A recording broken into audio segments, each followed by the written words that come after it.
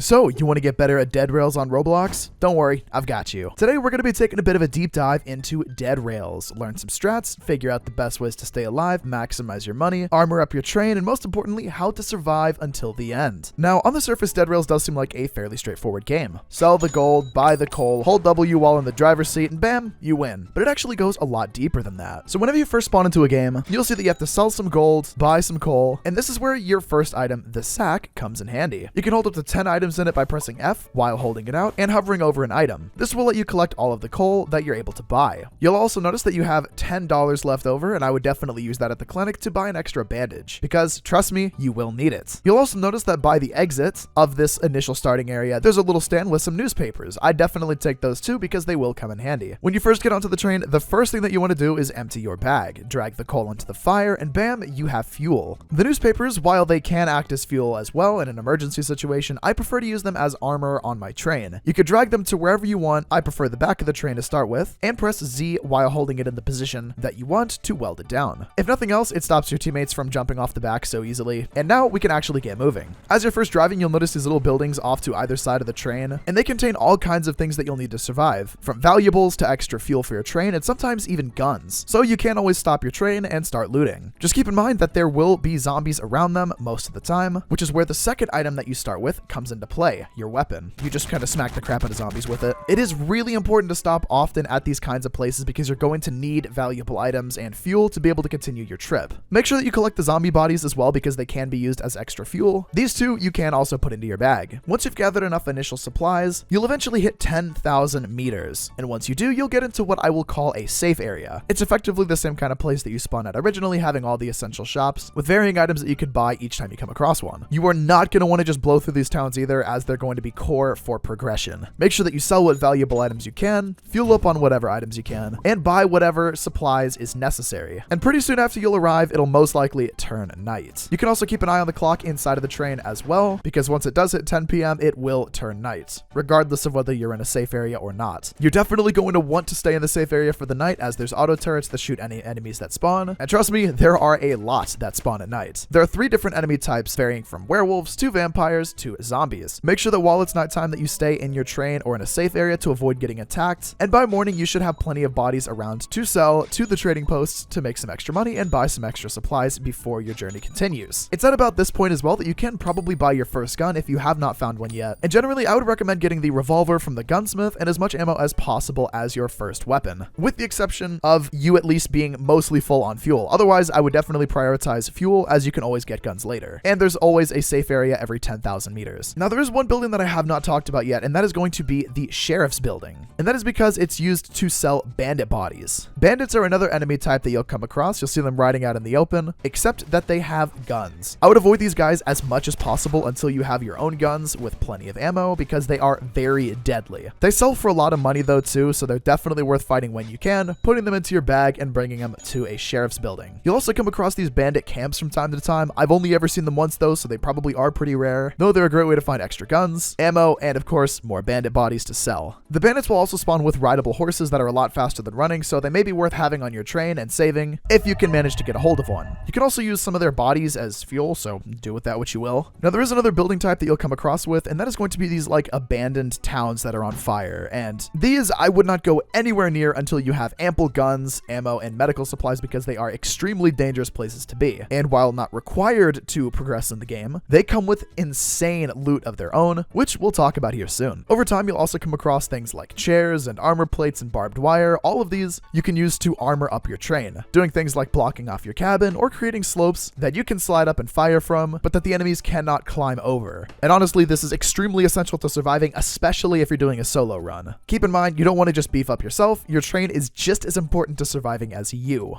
There will be points whenever you're out driving at night that you do get caught in the dark, whether you run out of fuel or whether you're being overrun and have to fight back. But whatever you do, just make sure that you do not stop driving the train for as long as possible, because getting caught in the open at night is the second most dangerous thing that can happen to you in this game. It's rough. We'll talk about the first most dangerous thing though here in a little bit. After a few nights and safe areas, you should have plenty of ammo, a decent amount of medical supplies, possibly some armor, maybe a bit of armor on your train, and a general understanding of the gameplay loop. However, it does not end there, because there are some very difficult areas that you can loot, but that come with a lot of reward for your risk. There are of course the aforementioned abandoned towns, and of course castles, of which I believe to be the most dangerous location in the entire game. The towns, while not as dangerous, can harbor all kinds of loot, just there sitting for free. But of course this doesn't come without its risk because, in this case, there are hordes of zombies and other kinds of enemies, and if you're extra lucky, your town will spawn with a bank, which of course has a bank vault that has this huge safe that you need a code to open. The code is dropped by these elegant top-hatted zombies that are just looking extra fresh if you ask me, and pretty much all you do is you just kill the zombie, you get a code, you go to the bank vault and you drag up the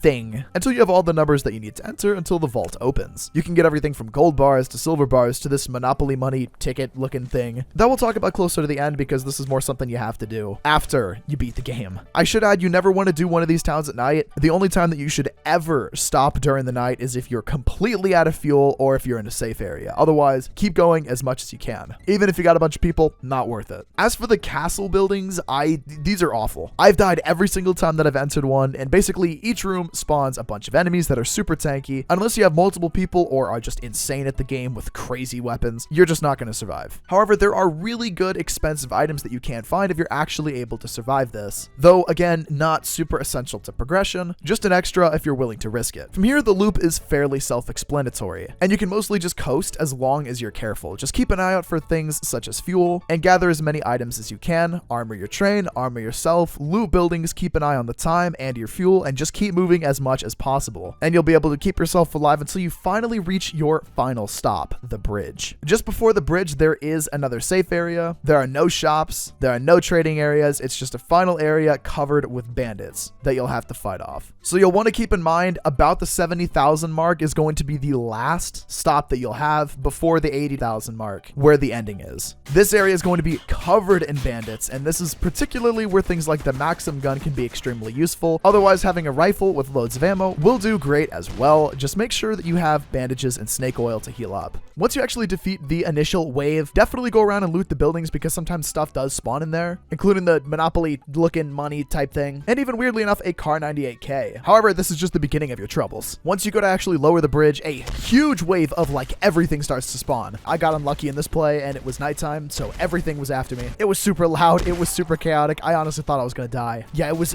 pretty terrifying. But after the timer's up, bam, you win. You did a fantastic freaking job. Thank God we armored up that train. And we're on our way back to the lobby. Now that you got a handful of those mystery dollary dues, you can go to various shops in the lobby, buy some single life items, the most useful of which is probably going to be any of the guns. And now you should definitely be an expert in dead rails and well on your way to having multiple wins and even doing challenges if you want. If I missed anything, of course, definitely let me know in the comments section below. And if you want as well, feel free to let me know your own strats in the comments too. Otherwise, that's going to be it for today's video. Make sure that you get subscribed for more tips and tricks on dead rails and various other games that I play. And of course, make sure you like the video too and consider becoming a channel member like the awesome people up on screen right now. Thanks for watching, dudes. I hope that this video helps out, and I'll see you guys in the next video. Peace, dudes.